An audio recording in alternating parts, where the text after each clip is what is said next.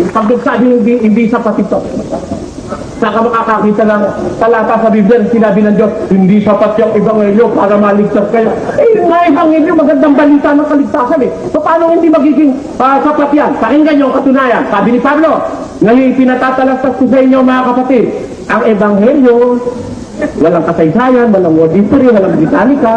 Ang ebanghelyo na sa inyo aking ipinangaral, na inyo naman tinanggap, na inyo naman pinananatilihan, sa pamamagitan naman ito'y ligtas kayo! Ito hindi.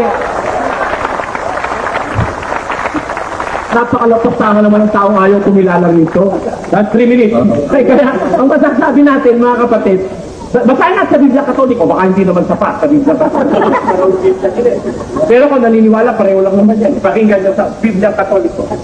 Kaya pirma ni Cardinal Santos, Alquiertus Manilensis, eto sabi, ipinaalala ko sa inyo mga kapatid, ang ebanghelyo ipinangaral ko sa inyo, na inyong tinanggap at pinananatilihan dahil dito ay maliligtas kayo. Kita nyo? O, maliligtas ba? Kung, meron pa pala, meron pa doon. Kung tutuparin ninyo ang aking ipinahayag, maliban na kung naging walang kabuluhan ng inyong pananampalataya. Ayun. Tapat naman talaga, tuparin mo lang. Nabasa mo, tuparin mo lang, hindi na kailangan ng college of the apostles na katukid mo para matanggap ka na. Hirap mo ito, paano yung pang matrikula? Eh, ang college mo may matrikula, ang mahal-mahal pa. Paano wala pang matrikula, wala na kaligtasan? Sabira naman. Wala naman ganun eh. Ang hirap tayo, gagawa tayo ng sarili natin standard. Tapos, ang tanong ko ulit, nung ang Iglesia Katolika ba, nung ang Iglesia itinatagba ng Diyos sa pamamagitan ni Kristo, narito pa si Kristo sa lupa, yun ba'y Katoliko o yun ba'y laganap? Laganap o hindi? Noon bang hindi pa laganap? Hindi pa totoo yung Iglesia na yan, totoo na. Sabihin mo pag hindi laganap, hindi pa totoo. Last 2 minutes, yan rin ang kumakain ng kanya sinabi. Ha? Anilang tunay, si Kristo nagtatag o ang Diyos. Hanggang pumalik si Kristo sa langit na nagtatag, laganap na ba o hindi ba? Hindi, 500 lang ang miyembro mahigit eh. Ha?